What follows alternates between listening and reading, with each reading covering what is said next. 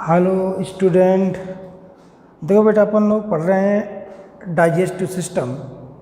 इसमें से मैंने आपको ओरल कैविटी वाला पूरा पोर्शन और इसके अलावा मैंने एलिमेंट्री कैनाल का एक रफली स्ट्रक्चर आपको बताया था, जैसे mouth, oesophagus, stomach, small intestine and large intestine. आज अपन लोग बहुत ही इम्पोर्टेंट पोर्शन इस चैप्टर का मैं स्टार्ट कर रहा हूँ। इंटरनल स्ट्रक्चर क्या पढ़ेंगे बेटा? Internal structure of alimentary canal.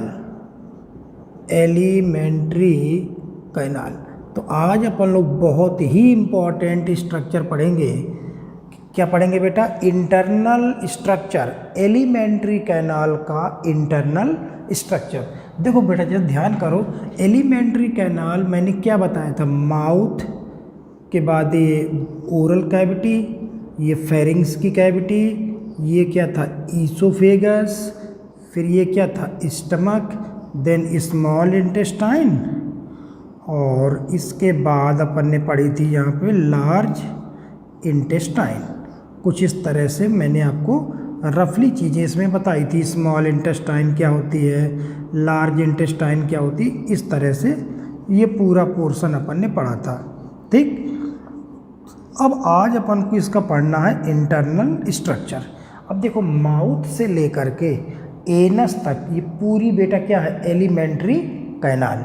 Alimentary canal के कई पार्ट भी होते हैं, जैसे BP cavity, pharynx, oesophagus, stomach, this is small intestine, this is large intestine.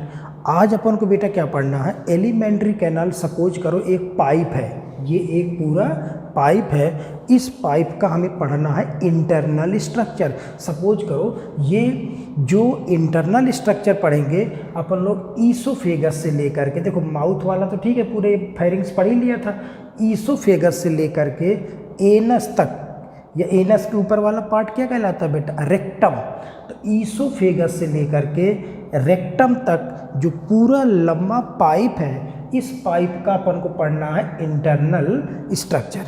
अब सपोज करो बेटा आपके पास एक पाइप है तो उसका हम क्रॉस सेक्शन कट करेंगे, ऐसे क्रॉस सेक्शन कट करेंगे।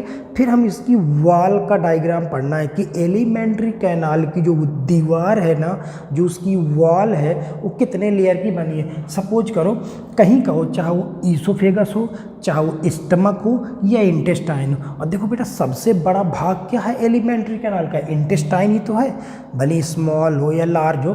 तो मैं यहाँ पर एक काम करते हैं अपन लोग, इसका डायग्राम कई तरीके से पढ़ेंगे। हो सकता है बेटा ईसोफेगस का अलग हो, स्टमक का अलग हो, स्मॉल इंटेस्टाइन का अलग हो, लार्ज इंटेस्टाइन का अलग हो। तो अपन लोग किसी पर्टिकुलर पार्ट की बात नहीं करते हैं आज अपन लोग यहाँ पर इंटरनल स्ट्रक्चर में सबसे पहले आज मैं पढ़ाऊँगा कॉमन स्ट्रक्चर। कौन से स्ट्रक्चर पढ़ेंगे? कॉमन स्ट्रक्चर पढ़ेंगे। या हो सकता है वो ईसोफेगस, स्टमक और इंटेस्टाइन तीनों में कॉमन स्ट्रक्चर अपन लोग पढ़ेंगे आज। ठीक, तो सपोज करो ईसोफेगस से लेकर के रेक्टम तक जो ये लंबा पाइप है, इस पाइप का हमें पढ़ना है इंटरनल स्ट्रक्चर। सपोज करो अपन ने ये बेटा इंटेस्टाइन है या ईसोफेगस है, ये पाइप है, इसको अपन ने, ये ऐसे पाइप रहा होगा ये, ठीक, ये ऐसे एक पाइप होगा, इस पाइप का अपन ने इंटरनली ऐसे कट किया। तो इसकी हमें बेटा वॉल पढ़नी है कि एलिमेंट्री जो कैनाल है, ये आप एलिमेंट्री जो कैनाल देख रहे हो ना, ये इसकी वॉल कितने लेयर की बनी है। ये वॉल अंदर वाला बेटा पोर्शन क्या है? यहाँ पर तो फूड आता है ना, तो ये तो क्या कहलाएगा इसका? ये कहलाएगा ल्यूमेन। क्या कहलाएगा? ल्यूमेन, क्योंकि इसी रास्ते से फूड पास होता है। तो हमें इसकी वॉल का डायग्राम पढ़ना है कि एलिमेंट्री कैनाल की वॉल कितने लेयर की बनी है। तो एनसीईआरटी में बेटा जो डायग्राम दिखाया गया है, वो डायग्राम सर्कुलर डायग्राम दिखाया गया है, मतलब सर्किल में आपको चीज़ें दिखाई गई हैं कि किस तरह से मतलब वॉल होगी, कितने लेयर की इसकी वॉल होगी, वो सर्कुलर डायग्राम। अब देखना बेटा होता क्या है, ये डायग्राम ना तो ईसोफेगस का है, ना ही स्टमक का है, ना ही इंटेस्टाइन का। ये कॉमन डायग्राम है, मैंने पहले लिख दिया कॉमन स्ट्रक्चर। अब देखो ये जो एलिमेंट्री कैनाल है, चाहे वो ईसोफेगस से लेकर के रेक्टम तक जो भी एलिमेंट्री कैनाल है, इसकी वॉल कितने लेयर की बनी होती है बेटा? 4 लेयर। ये जो आप देख रहे हो ना ये वाला पार्ट, ये पार्ट कितने लेयर का होगा बेटा? 4 लेयर। सपोज करो ऐसे डायग्राम होगा 1 2 3 और ये 4, और बीच में क्या आ जाएगा बेटा? ये वाला पार्ट क्या हो जाएगा? ये ल्यूमेन हो जाएगा, ये वाला पार्ट इसका तो ये बेटा किसकी बात की अपन ने? ये इसकी वॉल की बात की। तो वॉल ऑफ एलिमेंट्री, ये जो आप वॉल देख रहे हो ना, ये wall how many layers? 4 layer. तो wall of alimentary canal 1 2 3 4 layer की इसकी क्या होगी बेटा? वॉल होगी। तो एनसीईआरटी में तो सर्कुलर डायग्राम दिखाया गया है, तो क्या सर्कुलर देख लो, या बेटा ऐसे अपन लोग कर ले कि मैं आधा डायग्राम दिखा दूँ, इस यहाँ से लेके यहाँ तक दिखा दूँ, तो आप दिमाग में सर्कुलर भी बना सकते हो, एक ही बात है। तो चाहे आप सर्कुलर डायग्राम देख लो, चाहे आप इतना डायग्राम देख लो, सिर्फ इतना डायग्राम देख लो। इतना मतलब क्या होगा? आधे पार्ट का हो गया, आधा इस तरफ आपको दिख रहा है। तो जो एलिमेंट्री कैनाल है, इसकी जो वॉल है वो कितने लेयर की है बेटा? Wall of alimentary canal is made up of how many layers? It is made up of 4 layers. With diagram अपन लोग देखते हैं। देखो ये सपोज करो एलिमेंट्री कैनाल की वॉल का डायग्राम बता रहा हूँ मैं। ये सपोज करो सबसे आउटर मोस्ट लेयर है, ये सबसे आउटर मोस्ट लेयर। तो एलिमेंट्री कैनाल की सबसे आउटर मोस्ट लेयर हो गई ये वाली लेयर, इसको भी ऐसे चाहो बना लो। तो ये एलिमेंट्री कैनाल की जो आउटर मोस्ट लेयर है ये हो गई। तो आउटर जो मोस्ट लेयर होती है एलिमेंट्री कैनाल की, उसका नाम होता है सीरोसा। क्या नाम है बेटा? Serosa. Wall of alimentary canal, outer most layer of alimentary canal, ये लेयर क्या कहलाती है बेटा? सीरोसा। अब देखना सीरोसा के बारे में क्या देखें, ध्यान करो बेटे। जब एलिमेंट्री कैनाल है, ये एलिमेंट्री कैनाल है, एलिमेंट्री कैनाल की सबसे आउटर मोस्ट लेयर है सीरोसा। और ध्यान करो बेटा, आपको मैंने पीछे आपको एनिमल टिश्यू चैप्टर में सीलोम के बारे में पढ़ाया था, याद आ रहा है कुछ? मैंने आपको बताया था ये एक मिड बॉडी है, ये एक मिड बॉडी है, और ये स्टमक होगा, और ये इंटेस्टाइन होगी, ठीक। और स्टमक देखो ये बेटा बॉडी वॉल हो गई, हमारे बीचों बीच क्या डाला है बेटा? एक पाइप डाला है, एलिमेंट्री कैनाल। तो ये बेटा क्या था? बॉडी वॉल, और ये क्या थी? Alimentary canal. याद है ना ये सब? Alimentary canal. और ध्यान करो मैंने क्या बताया था कि बॉडी वॉल और एलिमेंट्री कैनाल के बीच का खाली स्थान क्या कहलाता था बेटा? याद है ना? सीलोम कहलाता था। क्या कहलाता था? सीलोम। और मैंने बताया था सीलोम बॉडी वॉल और एलिमेंट्री कैनाल के चारों तरफ का जो खाली स्थान था उसे क्या बोलते थे? सीलोम। और ध्यान करो सीलोम में लाइनिंग किस टिश्यू की थी? याद है कुछ? लाइनिंग ऑफ सीलोम किस टिश्यू की बनी थी? मैंने इपिथेलियम बताया था जब मैं पढ़ा रहा था सिंपल स्क्वेमस। तो देखना जो ये सीलोम हो गई, coelom is the body cavity, और लाइनिंग ऑफ सीलोम बताया था यहाँ पर, यहाँ पर और यहाँ पर। ये देखो एलिमेंट्री कैनाल के ऊपर इस तरह से सीलोम में लाइनिंग का नाम क्या था बेटा? पेरिटोनियम। याद आया कुछ? पेरिटोनियम जो सिंपल किसकी बनी थी? स्क्वेमस की। पेरिटोनियम इसका नाम था। जो कैविटी थी, कैविटी अंदर और बाहर दोनों तरफ से लाइनिंग थी। तो बताओ अंदर वाली जो पेरिटोनियम है वो एलिमेंट्री कैनाल के ऊपर ही तो होगी, वही तो है outer most layer serosa. Serosa को हम दूसरा नाम क्या दे सकते हैं? Visceral, visceral peritoneum. क्या नाम है? Visceral peritoneum. क्यों? क्योंकि ध्यान करो जो एलिमेंट्री कैनाल के जस्ट ऊपर जो लेयर होती है वो होती है पेरिटोनियम, सीलोम की लाइनिंग। और पेरिटोनियम किसकी बनी थी? सिंपल स्क्वेमस की बनी थी। जो पेरिटोनियम में दो थी, बाहर वाली का नाम पेराइटल, अंदर वाली का नाम विसरल। तो बताओ जो विसरल पेरिटोनियम है ये सीलोम की इनर मोस्ट लेयर है, लेकिन एलिमेंट्री कैनाल की तो आउटर मोस्ट लेयर होगी ना। तो यहाँ बात कर रहे हैं एलिमेंट्री कैनाल की आउटर मोस्ट लेयर का नाम क्या है बेटा, सीरोसा। और सीरोसा किसकी बनी होगी, सिंपल स्क्वैमस की। किसकी बनी होगी, सिंपल स्क्वैमस की।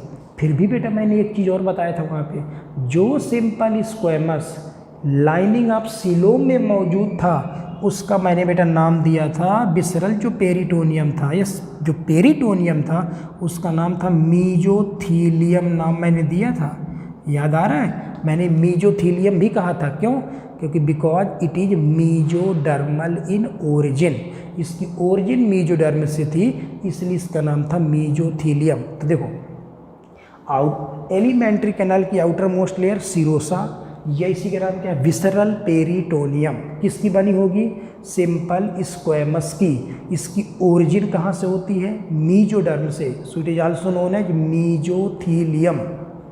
और फिर बेटा अभी मैं पिछले लेक्चर में आपको क्या बताया था, पिछले लेक्चर में मैंने बताया था कि जो इंटेस्टाइन होती है हमारी बीचों बीच जो इंटेस्टाइन डली है, तो इंटेस्टाइन बॉडी वॉल से मेम्ब्रेन द्वारा बेटा इंटरकनेक्टेड थी। ये देखो इंटेस्टाइन हमारी बॉडी वॉल से क्या होती है बेटा, इंटरकनेक्टेड। और जो पिछले लेक्चर में मैंने बताया था जो इंटेस्टाइन को बॉडी वॉल से जोड़ने वाला स्ट्रक्चर क्या था बेटा, मीजेंट्री, याद आया। Mesentery is a membranous structure which connect intestine to body wall. तो बताओ सीरोसा तो आउटर मोस्ट लेयर है, ये देखो ग्रीन वाली लेयर क्या है बेटा, सीरोसा। और तो जो मीजेंट्री होगी ना, ये जो मेम्ब्रेन है ना, मेम्ब्रेन किससे जुड़ी होगी बेटा, सीरोसा से ही तो इंटरकनेक्टेड है, ठीक ना। तो देख रहे हो सीरोसा या विसरल पेरिटोनियम सिंपल स्क्वैमस की बनी है, आल्सो नोन एज मीजोथीलियम, और इट कनेक्टेड विथ मीजेंट्री। किससे कनेक्टेड है बेटा, मीजेंट्री, जो कि इंटेस्टाइन को बॉडी वॉल से जोड़ने का काम करता है। इतनी बात क्लियर। तो बताओ एलिमेंट्री जो कैनाल है इसकी आउटर मोस्ट लेयर का नाम क्या हो गया, सीरोसा, ठीक। ये सबसे आउटर मोस्ट लेयर हो गई सीरोसा। इसके बाद ये वाली लेयर की बात करें, ये वाली सेकेंड नंबर की लेयर, सेकेंड नंबर पे जो लेयर आती है वो आती है मस्कुलर लेयर। मस्कुलर लेयर कुछ इस तरह की दिखाई दी, मसल्स की बनी होगी बेटा, मसल्स, मस्कुलर लेयर होगी ये है मस्कुलर लेयर। और तो यहाँ पर बेटा जो मस्कुलर लेयर होती है एक्चुअली में दो तरह की मसल्स होती हैं। मैं कुछ इस तरह से आपको मसल्स दिखाई दे रहा हूँ, ये देखो मस्कुलर लेयर, इस मसल्स का नाम होता है LML और इसका नाम है CML। देखो LML का मतलब है लॉन्गिट्यूडनल मस्कुलर लेयर, लंबाई में जो हो लॉन्गिट्यूडनल मस्कुलर लेयर, और CML का मतलब होता है सर्कुलर मस्कुलर लेयर। ये मसल्स हैं, कुछ मसल्स लंबाई में हैं, कुछ मसल्स गोलाई में हैं, मतलब लॉन्गिट्यूडनल मस्कुलर लेयर और सर्कुलर मस्कुलर लेयर। तो दोनों को मिला करके ये दूसरा लेयर हो गया बेटा मस्कुलर लेयर। मस्कुलर लेयर या NCERT में इसी को मस्कुलैरिस भी कहा गया है। तो outermost layer is known as serosa, second most layer is known as muscularis या muscular layer. Muscular layer is composed of LML and CML। LML का फुल फॉर्म बोलो बेटा लॉन्गिट्यूडनल मस्कुलर लेयर, CML का circular muscular layer. अब देखो एक चीज़ बिल्कुल clear याद रखना भी यहाँ पे। तो बताओ जो मस्कुलर लेयर है वो LML और CML की बनी है, तो बाहर की तरफ कौन है, बाहर की तरफ होता है बेटा LML और अंदर की तरफ होता है CML। अब आप कहोगे सर आप डायग्राम में तो उल्टा दिखा रहे हो, इसको गोल गोल दिखा रहे हो और बोल रहे हो लॉन्गिट्यूडनल है, इसको लंबा लंबा दिखा रहे हो बोल रहे हो ये सर्कुलर है। समझ में आ रहा है ना कुछ कि आपको उल्टा लग रहा होगा, लेकिन बेटा ये जो डायग्राम मैंने बनाया, सपोज करो ये लंबाई में जो मसल थी, ये मसल जो लंबाई में रही होंगी एलिमेंट्री कैनाल में, यहाँ जो बेटा लंबाई में डली होंगी, आपने डायग्राम तो ऐसे कट किया है ना, ऐसे कट किया तो जो जैसे मान लीजिए मार्कर आपको लंबा दिख रहा है, लेकिन आप ऐसे काट को ऊपर से देखोगे तो गोल दिखाई देगा ना, तो ये कंफ्यूज नहीं होना। ये जो गोल दिख रही है ना, ये लंबाई वाली थी, ये जो लंबी दिख रही है, ये जो लंबी दिख रही है, ये कैसी रही होगी बेटा? गोल रही होगी। सपोज करो ऐसी गोल मसल्स रही होंगी और आपने ऐसे कट करके देख रहे हो, तो ये तो लंबाई में ही दिखाई देगी ना आपको, ठीक। तो ये कंफ्यूज नहीं होना। तो बाहर की तरफ बेटा जो गोल गोल दिख रही है ना, सर्कल में दिख रही है एक्चुअली में, वो लॉन्गिट्यूडनल है, और जो लॉन्गिट्यूडनल दिख रही है वो सर्कुलर है। अब देखो, तो देखो दूसरी लेयर का नाम है मस्कुलर लेयर। क्लियर? इतना किसकी बनी है? एलएमएल और सीएम, मतलब मसल्स की बनी है। अच्छा तो बेटा मसल्स आपने पढ़ा होगा दो तरह की होती हैं, वॉलेंट्री और इनवॉलेंट्री मसल्स। जो हमारे कंट्रोल में है वो वॉलेंट्री, जो हमारे कंट्रोल में नहीं है वो है इनवॉलेंट्री। तो बताओ एलिमेंट्री कैनाल की मसल्स क्या आपके कंट्रोल में है? क्या स्टमक के मूवमेंट को, इंटेस्टाइन के मूवमेंट को आप रोक सकते हो क्या? नहीं रोक सकते ना। मतलब ये मसल्स कौन सी होंगी?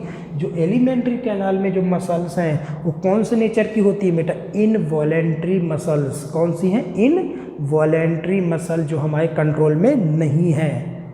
अब देखना, आपने बेटा खाना खाया, खाना खाने के बाद स्टमक में आता है, स्टमक से धीरे धीरे धीरे धीरे ऐसे पास होता रहता है, ये ऐसे ऐसे पास होता रहता है, फाइनली बाहर आ जाता है।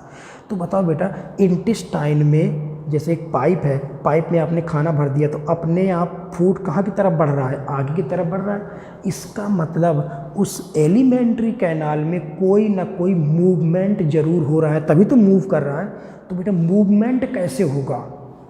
जब मसल्स में कॉन्ट्रिक्शन और क्या हो? रिलैक्सेशन। तो ये जो मस्कुलर लेयर है ना, ये वाला सेकेंड, तो क्या हो जाएगा बेटा? ये मस्कुलर लेयर होगी। इन मसल्स में लगातार क्या होता रहता है? कॉन्ट्रिक्शन रिलैक्सेशन, कॉन्ट्रिक्शन रिलैक्सेशन। ये पाइप है, पाइप में जो मसल्स हैं लगातार कॉन्ट्रिक्शन और रिलैक्सेशन होता है, जिससे एक टाइप का मूवमेंट उत्पन्न होता है, और उस मूवमेंट का नाम होता है पेरी एस्टेलाइसिस मूवमेंट। क्या नाम है बेटा? Peristalsis movement. बड़ा ही इम्पॉर्टेंट है। बताओ एलिमेंट्री कैनाल में पेरी एस्टेलाइसिस मूवमेंट होता है, वो मूवमेंट किसके कारण होता है? मस्कुलर लेयर एलएमएल और सीएमएल में लगातार मूवमेंट होता है, जिसके कारण फूड अपने आप आगे की तरफ बढ़ता रहता है। तो समझ गए? पहली लेयर सीरोसा, इसके करेक्टर समझ गए। दूसरी लेयर मस्कुलर लेयर। यहाँ क्वेश्चन क्या बनेंगे? मस्कुलर लेयर एलएमएल और सीएमएल की, बाहर एलएमएल अंदर सीएमएल, ठीक। इन कौन सी मसल्स हैं? इनवॉलेंट्री। इनमें मूवमेंट से कौन सा मूवमेंट उत्पन्न हुआ? पेरिएस्टेलाइसिस। पेरिएस्टेलाइसिस मूवमेंट किस में हेल्प करता है? फूड को आगे बढ़ाने में। दूसरी लेयर हो गई मस्कुलर लेयर। अब तीसरे नंबर की जो लेयर है, ये थर्ड जो लेयर है, ये देखो, रुकना एक मिनट, ये थर्ड नंबर का गैप है। ये जो थर्ड लेयर है इसका नाम होता है थर्ड नंबर की सब म्यूकोसा। क्या नाम है बेटा? Submucosa. Third layer is known as submucosa. अब देखना इसमें बेटा क्या होता है, यहाँ पर अपन ने देखना पढ़ चुके हैं, लूज क्या भरा होता है? कनेक्टिव टिश्यू भरा होता है। क्या भरा होता है? Loose connective tissue. Submucosa में क्या होगा? एक तो कनेक्टिव टिश्यू भरा हुआ है, प्लस बेटा जो ये एलिमेंट्री कैनाल थी, आर्टरी वेन इन सब की भी तो सप्लाई होगी, तो प्लस यहीं बेटा क्या आती है? आर्टरी भी आई होंगी, वेन्स, नर्व फाइबर, सब कुछ यहाँ डला होता है। तो बताओ बेटा जब यहाँ आर्टरी होगी तो अपन ने तो क्रॉस सेक्शन पढ़ रहे हैं, तो ये मान लो डायग्राम आपको क्या दिख रहा होगा बेटा? ये आर्टरी का डायग्राम दिख रहा होगा, यहाँ आर्टरी भी होगी।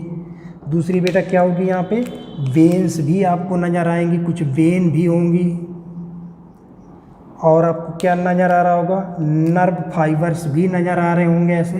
तो ये कई सारी चीज़ें होंगी, देखना। तो सब म्यूकोसा लेयर में आर्टरी, यहाँ क्या मिलेंगी बेटा? आर्टरी आपको मिलेंगी। यहीं क्या मिलेंगी आपको? ये वेन्स मिलेंगी, और क्या मिलेंगी? नर्व फाइबर्स होंगे, नर्व फाइबर्स, ठीक। तो कुल मिला के देखो, आउटर मोस्ट लेयर सीरोसा, दूसरे नंबर पे आओगे तो मस्कुलर लेयर, तीसरे नंबर पे क्या है, सब म्यूकोसा। सब म्यूकोसा में ब्लड सप्लाई होगी, मतलब एलिमेंट्री कैनाल के किस लेयर में ब्लड सप्लाई होती है, सब म्यूकोसा। आर्टरी आएगी ब्लड लेके, वेन वापस लेके जाएगी, नर्व फाइबर होंगे, लिम्फ वेसल, सारी चीज़ें डली होंगी। और ये हो गई तीसरे नंबर की लेयर। और ये वाली लेयर चौथे नंबर की सबसे अंदर वाली लेयर बेटा कौन है, ये वाली लेयर सबसे अंदर वाली लेयर है। और अंदर वाली लेयर के अंदर क्या होगा बेटा, ये होगा ल्यूमेन। समझ में आ रहा है ना, ये होगा ल्यूमेन। ल्यूमेन मतलब ये खाली स्थान, ये वाला खाली स्थान, क्योंकि मैंने डायग्राम इतना दिखाया आपको, ऐसे दिखा रहा हूँ, देखना 1 लेयर 2 लेयर 3 लेयर 4 लेयर। अब इसी डायग्राम को आप घुमा दो तो ये गोलाई में आ जाएगा, ये गोलाई में आ जाएगा। मैंने आधा दिखा दिया, आधा इस तरफ जोड़ दोगे तो वो पूरा गोल हो जाएगा। तो बीचों बीच क्या होगा बेटा, ये ल्यूमेन होगा। अब ये चौथे नंबर की जो लेयर है सबसे अंदर वाली लेयर होगी, इस लेयर का नाम होता है म्यूकोसा। क्या नाम है बेटा, म्यूकोसा। लेकिन ये इम्पॉर्टेंट ज़्यादा है, जो बेटा म्यूकोसा है ना, देखना ये जो म्यूकोसा लेयर है, म्यूकोसा लेयर आपकी 3 लेयर से मिलके बनती है। ये जो म्यूकोसा है ना, कितने लेयर से मिलके बनती है, 3 लेयर्स। देखना कैसे 3 लेयर दिखा रहा हूँ मैं, देखना यहाँ पे ये जो म्यूकोसा है ये 3 लेयर से मिलके बनेगी। ये देखो एक लेयर मैंने ये दिखा रखा, ये लेयर, और एक लेयर मैंने ये दिखा रखा।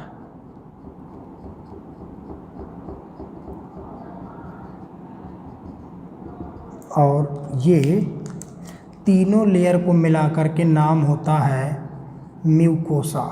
अब देखना जो म्यूकोसा लेयर है वो कंपोज्ड ऑफ 3 लेयर्स।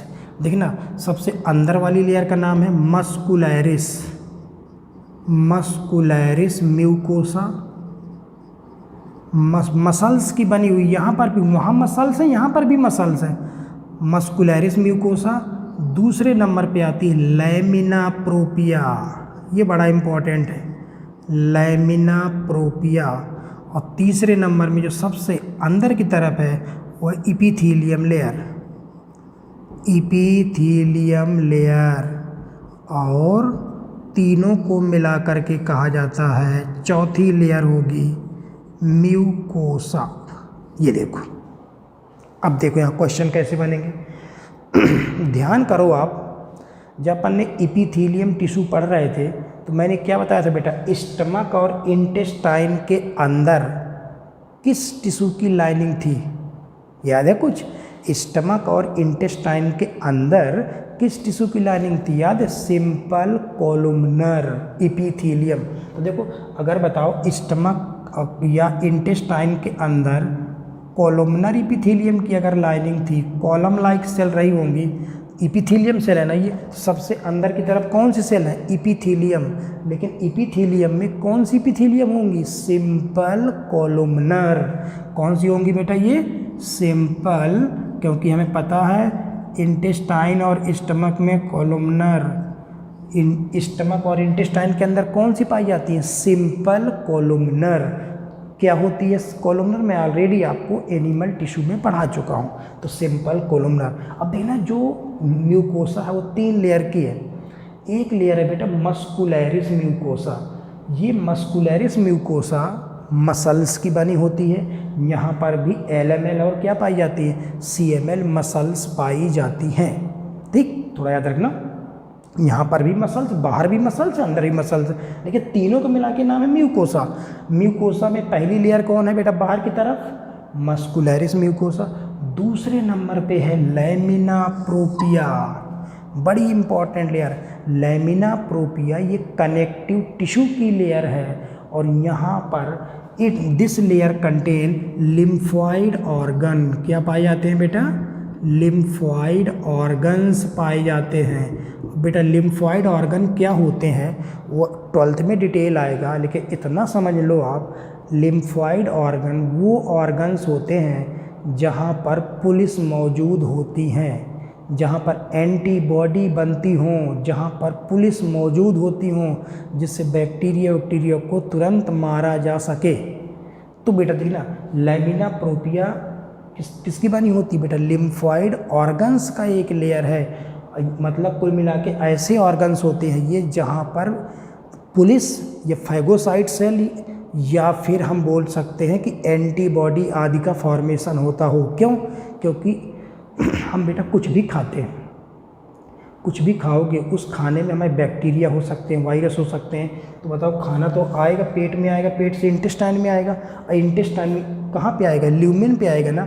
ल्यूमेन में डाइजेशन के बाद जब खाना एब्जॉर्ब होगा बेटा, इसके थ्रू एब्जॉर्ब होगा, तो खाना सबसे पहले लैमिना प्रोपिया में पहुँचेगा, और जितने बैक्टीरिया होंगे ये लेयर तुरंत उसे क्या कर देगा?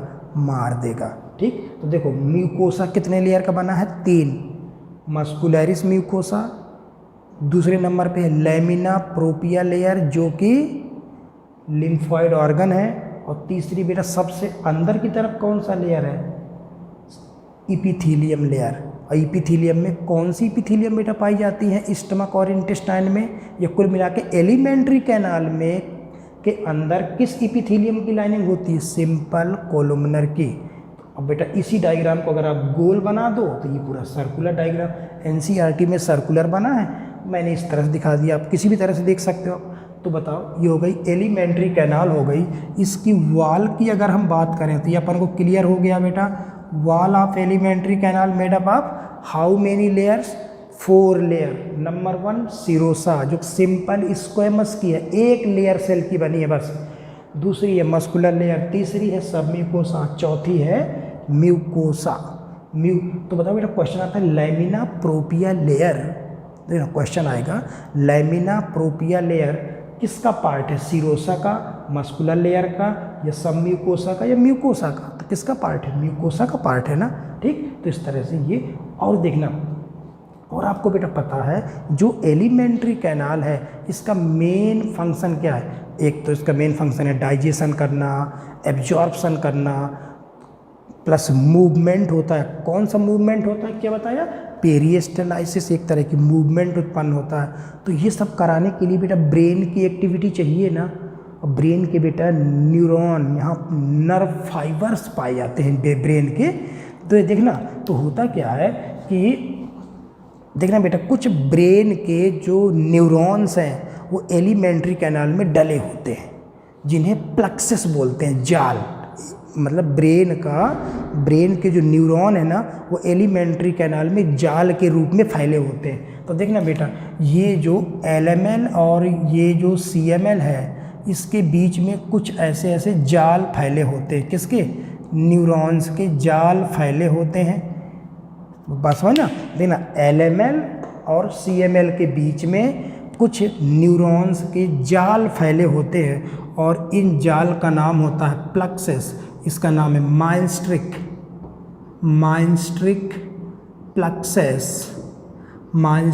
प्लक्सस, या इसी का एक नाम होता है बेटा ऑरबैक प्लक्सस। माइंस्ट्रिक प्लक्सस या ऑरबैक प्लक्सस।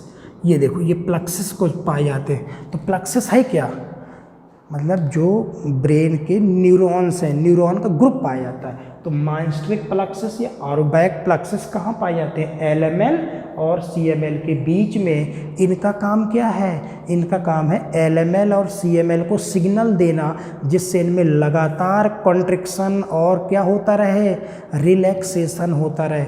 अच्छा तो हमारी एलिमेंट्री कैनाल में लगातार मूवमेंट होता हो तो ब्रेन से ही तो सिग्नल आएगा। तो ब्रेन से सिग्नल बेटा किसके थ्रू आएगा? माइंस्ट्रिक प्लक्सस या ऑरबैक। कहाँ पाए जाते हैं बेटा? LML और CML के बीच में। तो इनका काम क्या है?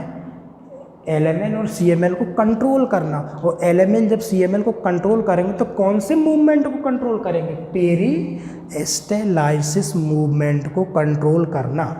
तो देखो, माइंस्ट्रिक प्लक्सस या Auerbach plexus control the movement of peristalsis movement. एक तो ये प्लक्सस होते हैं।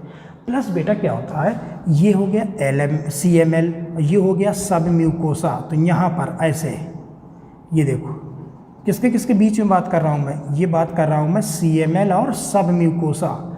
CML और सब म्यूकोसा के बीच में दूसरा प्लक्सस आपको दिख रहा है, ये दूसरा प्लक्सस जिसका नाम होता है माइसनर प्लक्सस, माइसनर प्लक्सस, ये देखो माइसनर प्लक्सस। अब देखना इस माइसनर जो प्लक्सस है इनका काम क्या है, बताओ बेटा। एलिमेंट्री कैनाल का काम क्या है, सिक्रीशन। स्टमक में आओगे तो कौन सा जूस निकलेगा, गैस्ट्रिक जूस। इंटेस्टाइन में देखना आगे पढ़ेंगे कौन सा जूस निकलेगा, इंटेस्टाइनल जूस। डाइजेशन के लिए कोई ना कोई बेटा क्या निकाले जाते हैं, सिक्रीशंस होते हैं। स्टमक में सिक्रीशन होगा, इंटेस्टाइन में सिक्रीशन होगा, उन सिक्रीशंस को बेटा अपन लोग क्या बोलते हैं, जूस कहा जाता है, ठीक ना। तो बताओ स्टमक में अगर सिक्रीशन होना है, इंटेस्टाइन में सिक्रीशन होना है, तब भी ब्रेन की एक्टिविटी आएगी कि सिक्रीशन कराओ या नहीं कराओ जो भी है। तो माइसनर प्लक्सस कहाँ मिलेंगे आपको, CML और सब म्यूकोसा के बीच में। इनका काम है कंट्रोल सिक्रीशन, सेल के सिक्रीशन को कंट्रोल करना। तो दो तरह के प्लक्सस मैंने पढ़ाए, माइस्ट्रिक या ऑरूबैक प्लक्सस कहाँ मिलेगा बोलो, LML और CML के बीच में कंट्रोल पेरिस्टलाइसिस। माइसनर प्लक्सस कहाँ मिलेगा बेटा, CML और सब म्यूकोसा के बीच में कंट्रोल सिक्रीशन। तो ये तो बेटा कंप्लीट डायग्राम किसका हो गया, एलिमेंट्री कैनाल। चाहे बेटा आप ईसोफेगस हो ये चाहे लार्ज, पूरे कॉमन डायग्राम। मैंने कौन सा डायग्राम पढ़ाया आपको, कॉमन स्ट्रक्चर है। तो बताओ बेटा चाहे वो स्टमक हो, चाहे वो इंटेस्टाइन हो, चाहे वो ईसोफेगस हो, सबकी वॉल कितने लेयर की, 4। नाम बोलो एक बार और, सीरोसा, मस्कुलर लेयर, सब म्यूकोसा, म्यूकोसा। अब कई बार बेटा क्वेश्चन आता है कि बाहर से अंदर की तरफ क्या नाम होंगे, देखो सीरोसा, ये फिर ये अंदर से बाहर कह दे तो म्यूकोसा, सब म्यूकोसा, मस्कुलर लेयर और सीरोसा। तो बाहर से अंदर, अंदर से बाहर आप लेयर के नाम बता सकते हो। और क्या क्या यहाँ क्वेश्चन बन सकते हैं, सारे क्वेश्चन के आंसर मैंने आपको दे दिए। अब देखो ये तो बेटा अपन ने कौन सा डायग्राम पढ़ा बेटा, ये तो मैंने आपको बताया common structure of alimentary canal. ना तो मैंने ईसोफेगस का पढ़ाया है, ना मैंने स्टमक का पढ़ाया, ना इंटेस्टाइन, कॉमन डायग्राम मैंने आपको बता दिया। अब हम अलग अलग पढ़ लेते हैं। अगर ये आपको पता है कॉमन डायग्राम तो फिर अलग अलग हम बड़ी आसानी से कर लेंगे। जैसे अब हम देखें इंटरनल, ये तो कैपिटल ए हेडिंग क्या डाली थी मैंने, common structure of alimentary canal, common structure हो गया। अब अपन लोग बात करते हैं एक एक पार्ट का डायग्राम पढ़ें। जैसे कैपिटल बी हेडिंग आएगी internal structure of oesophagus, oesophagus, देखना ईसोफेगस का हम इंटरनल स्ट्रक्चर, ये पाइप जो गया है उसका देखें। तो वो तो कॉमन में तो हमने पढ़ ही लिया। तो बताओ ईसोफेगस की वॉल कितने लेयर की होगी, 4, सीरोसा सब कोई चारों लेयर।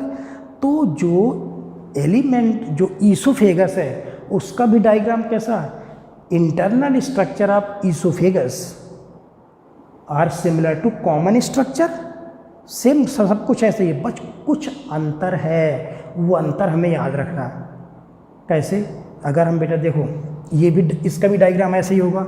आउटर मोस्ट लेयर क्या होनी चाहिए बेटा, ईसोफेगस की आउटर मोस्ट लेयर क्या होनी चाहिए, सीरोसा। लेकिन ईसोफेगस में सीरोसा नहीं पाई जाती, ये एक बहुत बड़ा अंतर है। आपको कह दो कि सर क्यों नहीं पाई जाती। अच्छा तो सीरोसा सिंपल स्क्वेमस की बनी थी ना, बहुत ही पतला लेयर होगा। और मैंने सिंपल इपिथीलियम पढ़ाया था आपको, सिंपल इपिथीलियम कभी प्रोटेक्शन नहीं दे सकता, बहुत पतला लेयर होता है। आप बेटा गले को ऐसे ऐसे रगड़ते रहते हो, अगर ईसोफेगस की आउटर मोस्ट लेयर सीरोसा होती तो गले को रगड़ने पे वो ईसोफेगस हमारी रप्चर हो सकती थी। इसलिए नेचर ने क्या किया, ईसोफेगस के आउटर मोस्ट लेयर सीरोसा नहीं रखी, मजबूत लेयर बना दी। मतलब ये जो लेयर बनाई इस नेचर ने, ये देखो नॉर्मली बेटा स्टमक में इंटेस्टाइन में किसकी होगी, सीरोसा होगी, लेकिन ईसोफेगस में सीरोसा नहीं है, उसकी जगह फाइबर की लेयर बना दी। क्या बना दी बेटा, फाइबर की लेयर बना दी, जिसका नाम है टूनिका एडवेंटिटिया। क्या नाम है, टूनिका एडवेंटिटिया। तो देखो क्या क्वेश्चन आएगा, क्या ईसोफेगस में सीरोसा पाई जाती है, नहीं, सीरोसा की जगह फाइबर की बनी हुई लेयर होती है, फाइबर्स की, कोलेजन फाइबर की लेयर होती है जिसका नाम होता है टूनिका एडवेंटिटिया। क्या नाम है? Tunica adventitia. ओके, देखो तो सिरोसा नहीं है। उसके बाद मस्कुलर लेयर होगी, ठीक है, ये मस्कुलर लेयर होगी, एलएमएल होंगी, एलएमएल होगी, सीएमएल होगी, सब कुछ है। देखो मस्कुलर लेयर तो वैसे ही है, सब म्यूकोसा भी वैसे ही है, ये सब म्यूकोसा हो जाएगी, ये मस्कुलर लेयर हो गई। अब ये हो गई म्यूकोसा, म्यूकोसा भी 3 लेयर की बनी है, सब कुछ वैसे ही बनी है म्यूकोसा भी। देखो ईसोफेगस का स्ट्रक्चर बड़ा आसान हो गया। ईसोफेगस का बोलो कौन कौन सी लेयर? बाहर टूनिका एडवेंटिटिया, सिरोसा नहीं है। दूसरे नंबर पे मस्कुलर लेयर वैसे ही है, सब म्यूकोसा वैसे ही है। और चौथे नंबर पे म्यूकोसा। लेकिन म्यूकोसा बेटा कितने लेयर की है? 1 2 3। ओके, 3 लेयर की है, यहाँ पर भी 3 लेयर की है। लेकिन म्यूकोसा की इनर मोस्ट लेयर क्या है? इपिथेलियम लेयर है ना। एलिमेंट्री कैनाल के इंटरनल स्ट्रक्चर में इपिथेलियम किसकी बनी होती है? सिंपल कोलुमनर की, ये मैंने बताया अभी। लेकिन ध्यान करो, जब मैं आपको कंपाउंड इपिथेलियम पढ़ा रहा था तो मैंने क्या कहा था? जहाँ आपको प्रोटेक्शन की ज़्यादा ज़रूरत है वहाँ सिंपल नहीं मिलेगा, कंपाउंड, जैसे ओरल कैविटी, फेरिंग्स, ईसोफेगस, क्योंकि आप दूध पीते हो गरम, तो माउथ, फेरिंग्स, ईसोफेगस में अगर सिंपल लेयर होता अंदर तो बताओ बेटा गर्म दूध से या ठंडे बर्फ से ये लेयर क्या हो सकती है? जल सकती है ना। इसलिए मैंने क्या कहा था? माउथ और फेरिंग्स और ईसोफेगस में कौन सा लेयर था? यहाँ पर इपिथेलियम तो होगा, लेकिन कौन सा इपिथेलियम? कंपाउंड इपिथेलियम, जिसका नाम है स्ट्रैटिफाइड इपिथेलियम लेयर। क्या नाम है? स्ट्रैटिफाइड। जबकि स्टमक और इंटेस्टाइन में क्या होगा बेटा? इपिथेलियम तो है, लेकिन कौन सा है? Simple columnar. तो देखो 2 अंतर आपको समझ में अभी आए फिलहाल।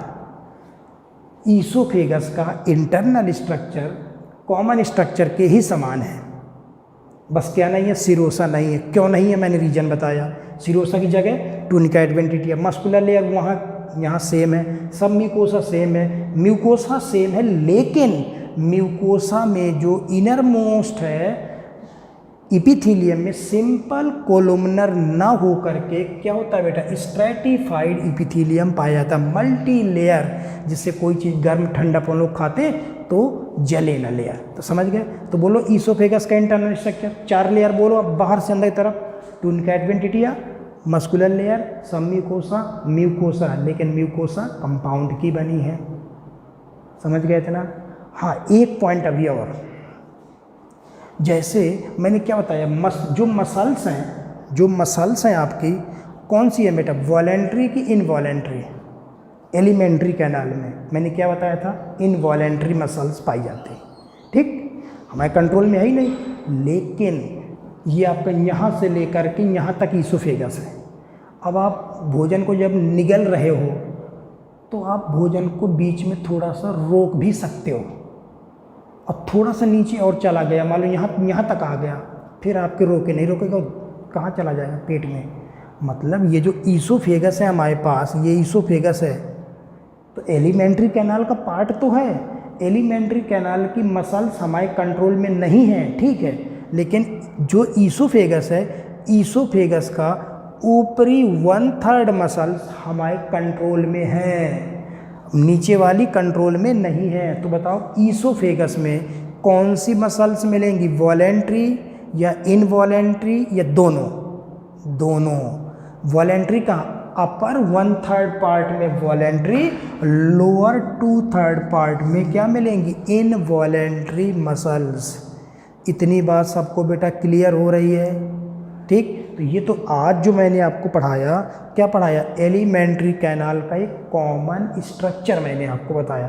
देखो ईसोफेगस से लेकर के रेक्टम तक का एक कॉमन डायग्राम पढ़ा, फिर इसके बाद अलग अलग पार्ट पढ़ रहे हैं। जैसे मैंने ईसोफेगस, देखो कॉमन अगर आपको पता है तो ईसोफेगस तो बहुत आसान है, सिमिलर डायग्राम है, बस 3 अंतर हैं। सिरोसा की जगह टूनिका एडवेंटिटिया है, सिंपल कोलुमनर की जगह कंपाउंड है, और मसल्स इनवॉलेंट्री ना हो करके वॉलेंट्री और इनवॉलेंट्री दोनों टाइप के। ये तो मैंने बताया ईसोफेगस का। नेक्स्ट क्लास में अपन लोग पढ़ेंगे स्टमक का इंटरनल स्ट्रक्चर और स्मॉल इंटेस्टाइन का इंटरनल स्ट्रक्चर। क्यों? क्योंकि अगर आपको ये पता है तो चाहो इस स्टमक का डायग्राम कैसा होगा, ऐसे लेयर होंगे स्टमक में भी, इंटेस्टाइन में भी क्या होगा वही है, ऐसे लेयर इंटेस्टाइन में भी होंगे, बस थोड़ा थोड़ा अंतर होगा, वो अपन लोग देखेंगे। ठीक, तो यहाँ तक आप इसको पढ़ लेना। नेक्स्ट क्लास में मैं आपको ईसोफेगस तो हो ही गया, स्टमक और इंटेस्टाइन पढ़ाऊँगा, लेकिन ये वाला समझ में आया होगा तो ही आगे समझ में आपको आएगा। ठीक, तो आप देख लेना इसको। नेक्स्ट क्लास में अपन लोग पढ़ेंगे इंटरनल स्ट्रक्चर ऑफ स्टमक और इंटरनल स्ट्रक्चर ऑफ इंटेस्टाइन। ठीक, थैंक यू।